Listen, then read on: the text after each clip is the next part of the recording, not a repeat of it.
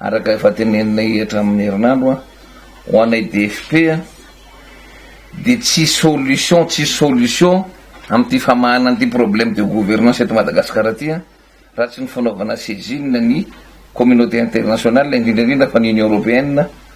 mba isanctionner an'ireo mpitondra fanjakana atsika any tsy mifanarahandreo ny reo engagement internationaux atsika. Io violation ny engagement internationaux ny Madagasikara vis-à-vis de leur partenaire io ihany mahatonga zao sanction tsika zao. Inona moa le violation zay adikako hoe mauvaise gouvernance amin'ny ankapobeny de ny violation de droit de l'homme eto amitsika, non respect ny principe démocratique eto amitsika, non respect ny état de droit eto amitsika, non respect nireo principe ny bonne gestion des affaires publiques ary indrindrandrindra ny non respect les principes de lutte contre la corruption.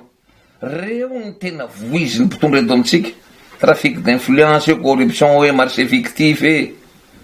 fandikan-dalana zany ny zavatra misy eto. Vokatra n'izany rehetrarehetra zany voasazy Madagasikara,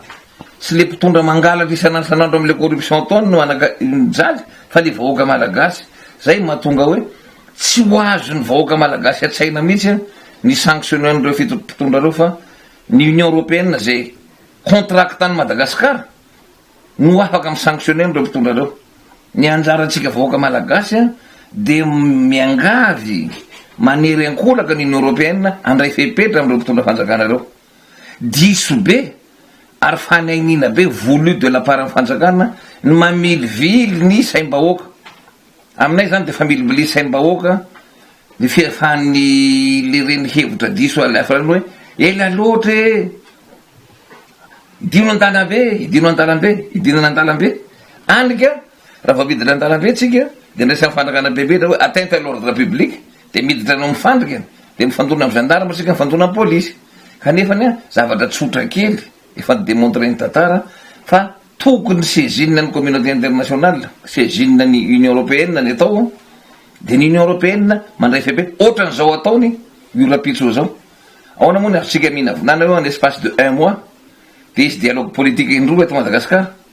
izy dialogue politique indroa fa ny tena marina saisi am'le procédure de consultation nangatany atao ny Union européenne de manery Madagasikara aiza ary ny programme de réforme anareo. Zay zany ny antony atsony aminareo ampahafantaranay mivoaka malagasy fa be de be ny nanao saisine ny parlementaire, ny député indrindrandrindra,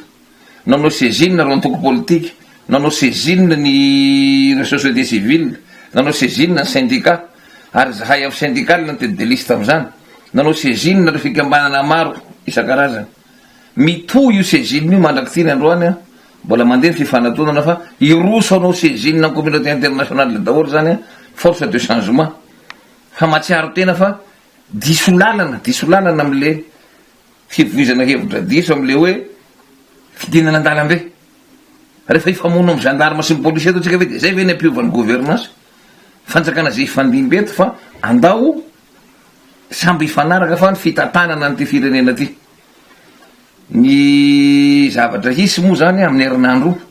mbola hitondra fanazavana misy kokoa zay apropos n'ty resaka hoe conférence de bailleur hitondra fanazavana lalalala kokoa zay amin'ny Cyprine momba n'ty contenu ny accord de Cotonou ty zay tokony fantatra ny vahoaka malagasy satria zay ny nadiso hevitra vahoaka malagasy hatram'izay fa